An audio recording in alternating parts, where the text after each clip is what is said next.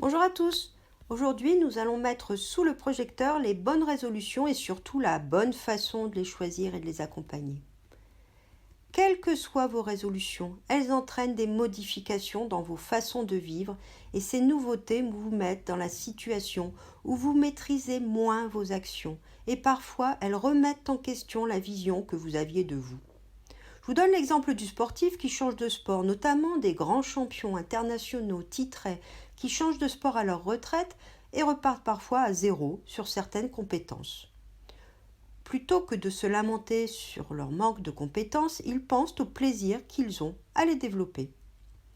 C'est dans cet état d'esprit que je vous propose quelques outils et des exercices afin que vos bonnes résolutions génèrent pour vous un sentiment de plaisir, un sentiment qui vous enthousiasme et vous porte au quotidien et non un fardeau, qui peut être un sentiment de contrainte, de jugement négatif ou de culpabilité. C'est grâce à ce plaisir dans la réalisation même de vos résolutions que vous êtes au maximum de vos capacités et de votre persévérance.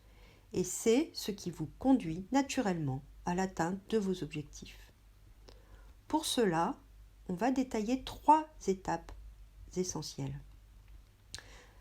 La première est de fixer vos objectifs de la façon la plus juste et motivante. La seconde, de les planifier de façon adaptée à votre mode de vie. Enfin, être en capacité de surmonter les échecs ou les événements qui jalonnent tout chemin vers un objectif. Concernant la première étape, je dirais que la fixation des objectifs est déterminante car c'est elle qui porte votre motivation et la rend résistante aux aléas. Votre objectif est à formuler de façon positive car cela va vous aider à visualiser le résultat dans les moments difficiles. Et aussi parce que le cerveau ne comprend pas les mots négatifs. Si je vous dis de ne pas tomber en courant, votre cerveau va visualiser en premier la chute, qui produit une pensée négative, et ensuite tenter de visualiser comment ne pas tomber, au lieu de visualiser simplement une course fluide et maîtrisée. Votre motivation, dans le cadre de la fixation des objectifs, est à noter sur une échelle de 1 à 10. Évitez de faire porter une résolution sur un chiffre en dessous de 5. Sinon, c'est que cela ne correspond pas à vos valeurs prioritaires.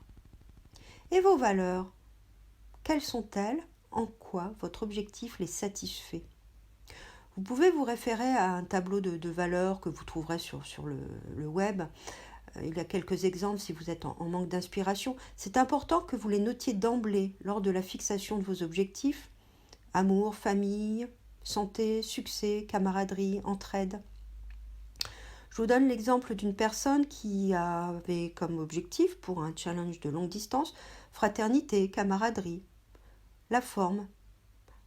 Ces valeurs peuvent évoluer. À l'issue de sa performance, elle avait comme nouvelle valeur la performance. Aussi, il est important de préciser le résultat attendu, mais aussi les bénéfices. Vous ressentirez quoi au-delà du résultat? Terminer une course, obtenir un diplôme, commencer l'activité physique? Un sentiment d'appartenance? Un sentiment de fierté? Il est important également de fixer une échéance dans le temps, adaptée. Elle peut être à votre main ou pas, une compétition, un examen.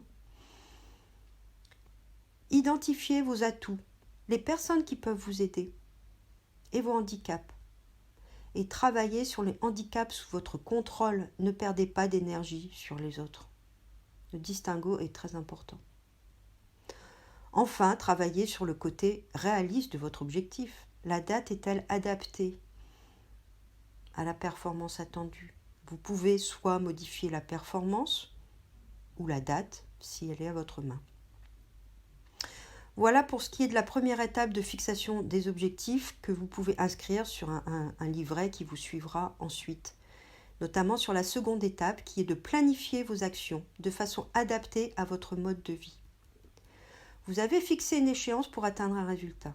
Il est temps de décider des étapes, fixer des échéances intermédiaires, identifier le résultat que vous attendez à chaque étape. 3 avantages à cela. 1. Ne pas exiger trop tout de suite. Un processus d'apprentissage est long et on a oublié en tant qu'adulte qu'il faut de nombreux essais avant de réussir. Commencez par de petits changements, même minimes, qui vont créer le sillon de l'habitude. Rien n'empêche une personne voulant faire un marathon de commencer par marcher, et marcher rapidement, puis courir. Chaque jour pour attraper son bus, aller chercher ses enfants à l'école. La progressivité est un facteur clé. Les échéances intermédiaires permettent aussi de ne pas se décourager, car le chemin est long. Chaque petit succès est à écrire dans votre suivi. Peu importe que les changements soient minimes, il est important de noter que ce sont des progrès. Aussi, gardez confiance et se juger positivement en regardant le chemin parcouru. Faites votre livret de suivi avec ces éléments, les étapes, les dates, les progrès, les résultats, la satisfaction de vos valeurs, parfois la révision des objectifs. Pour illustrer l'importance d'un suivi écrit des objectifs, deux exemples de sportifs de niveaux différents, mais avec les mêmes difficultés à se valoriser de leur succès et que j'ai accompagné. Une personne voulait reprendre la marche. Elle ne marchait plus du tout. Au démarrage d'un coaching, sa première phrase a été « Je n'ai pas marché hier ». Elle marchait 3 fois par semaine.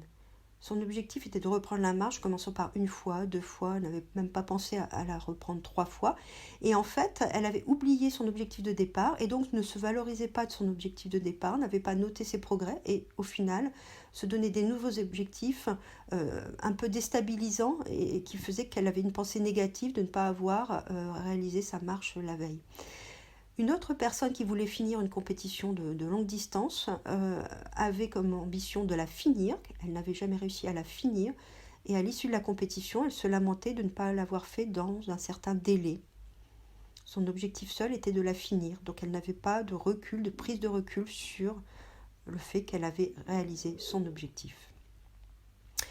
Enfin, la troisième modalité pour accompagner les objectifs, c'est d'être en capacité de surmonter les échecs ou les événements qui jalonnent tout chemin vers un objectif. Le succès dépend d'un apprentissage qui nécessite de nombreux essais, de la répétition d'exercices. Entendez ces sportifs interviewés qui parlent de sacrifice. Alors, je vous propose pour cela 5 façons de rebondir à la suite d'un échec ou d'une atteinte d'objectifs en demi-teinte qui vous laisse insatisfait.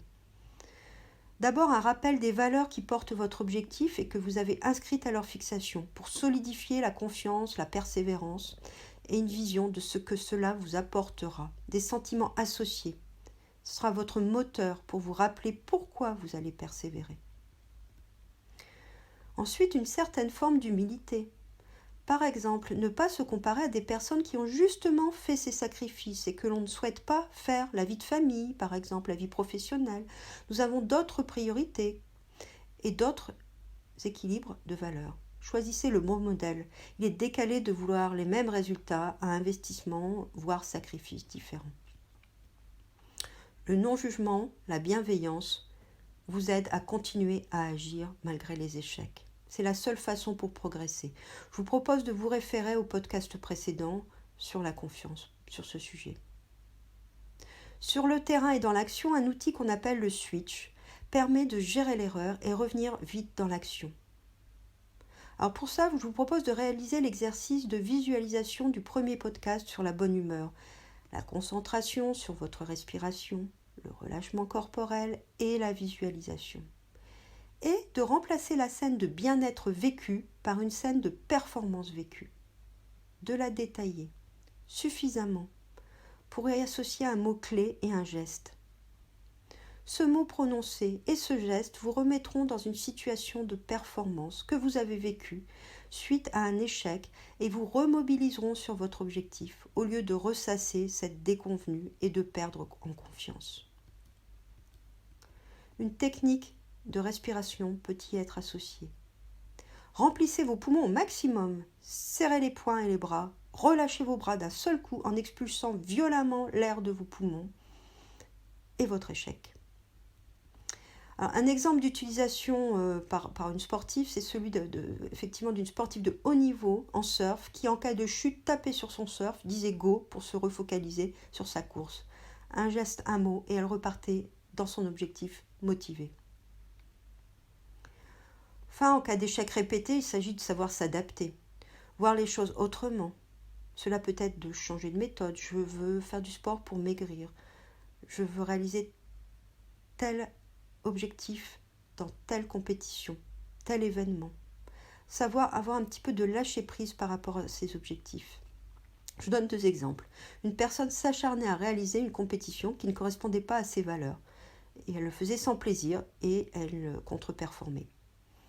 Et finalement, elle a compris que sur d'autres compétitions, elle pouvait avoir du plaisir et elle pouvait performer.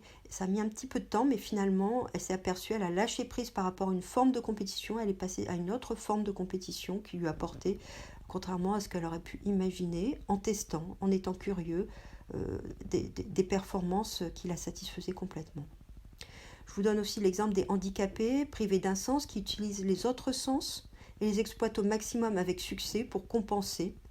Ils dépassent ainsi les performances de nombre de sportifs qui n'ont pas de handicap. Voilà, je vous remercie de votre écoute sur ce sujet. Je vous encourage à prendre plaisir au chemin vers la réalisation de vos objectifs. Et je vous dis maintenant, à vous de jouer!